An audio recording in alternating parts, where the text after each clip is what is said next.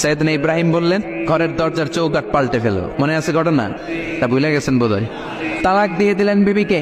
নতুন সংসার শুরু হলো। আরেকটা বংশীয় নেককার মেয়েকে বিয়ে করলেন। 3 বছর পর সাইয়েদনা ইব্রাহিম আবার বেড়াতে আসলেন। আজকেও সাইয়েদনা ইসমাইল বাসায় নাই। সাইয়েদনা ইব্রাহিম সালাম দিলেন, আসসালামু আলাইক।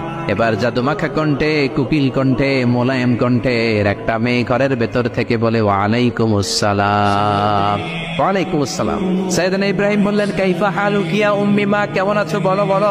মেয়েটা বলে, আলহামদুলিল্লাহ আলা কুল্লি হাল, সব অবস্থায় আলহামদুলিল্লাহ। সুবহানাল্লাহ পড়ে। সংসার কেমন চলে? কয় খুব ভালো। খাওয়া দাওয়ার অবস্থা কি? কয় আরো ভালো। এবার মেয়েটা বলে, কে আপনি?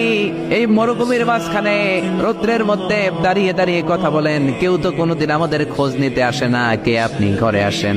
সাইয়েদনা ইব্রাহিম বলে, না আমার পরিচয় দিব না, ঘরেও আসবো না। মেয়েটা বলে, আপনি যদি ঘরে না আসেন আমি কিন্তু রাগ করব। সুবহানাল্লাহ কোন। জোর করে ঘরে নিলেন, শরবত খাওয়ালেন, খেজুর খাওয়ালেন, রুটি খাওয়ালেন, মাংস খাওয়ালেন। সাইয়েদনা ইব্রাহিম চোখের পানি ছেড়ে দোয়া করলেন, ও মিয়া এটাও মাইয়া আগেরটাও। বেশ কম আসরা নাই। সাইয়েদনা ইব্রাহিম মাথায় হাত বুলিয়ে দিয়ে দোয়া করলেন আর বললেন, ইদা জা সাউজুকি মিনাল গাবা, তোমার স্বামী যখন বন থেকে ফিরে আসবে, ফাকরাই আলাইহিস সালাম, তোমার স্বামীর একটা সালাম দিবা।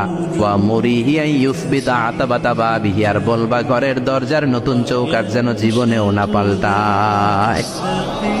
চলে গেলেন। ইসমাইল আসলেন। বিবি বলল, নুরানি চেহারার এক আল্লাহর ওলির মতো মুরব্বী লোক আসছিল। মুরব্বী আসছে শুনে ইসমাইল তো ভয় পেয়ে গেলেন। কিরে, আগে তো একটা ঘটনা ঘটছে, ঠিক কিনা? কেমন আচরণ করেছিস বল। বিবি বলে, আপনি ভয় পাবেন না, আমি খুব ভালো আচরণ করেছি, আপ্যায়ন করেছি। তিনিও খুশি হয়ে আমার মাথায় হাত বুলিয়ে দোয়া করে দিয়েছেন আর বলেছেন, ঘরের দরজার নতুন চৌকাঠ যেন জীবনেও আপনি না পাল্টান। সুবহানাল্লাহ। সাইয়েদনা ইসমাইল বিবিকে জড়িয়ে ধরলেন। বিবিকে জড়িয়ে ধরে বললেন, ও বিবি, তুই তো পরীক্ষায় গোল্ডেন এ প্লাস। যেই মুরব্বী লোকটা এসেছিল সাধারণ কোনো মানুষ নয়, তোমার শ্বশুর আমার বাবা ইব্রাহিম খালিল। আমার বাবা যেই কথা বলে গিয়েছেন, যে ইঙ্গিত দিয়েছেন, এটা তো গ্রিন সিগন্যাল। আমার বাবা বলেছেন, তোমার যেন কোনোদিন তালাক না দেই, তোমার যেন ছেড়ে না দেই। এই যে তোমার হাতটা দুনিয়ার বুকে ধরলাম, জান্নাতে যেন তোমার হাত ধরেই দুজনে জান্নাতে ঢুকে যায়।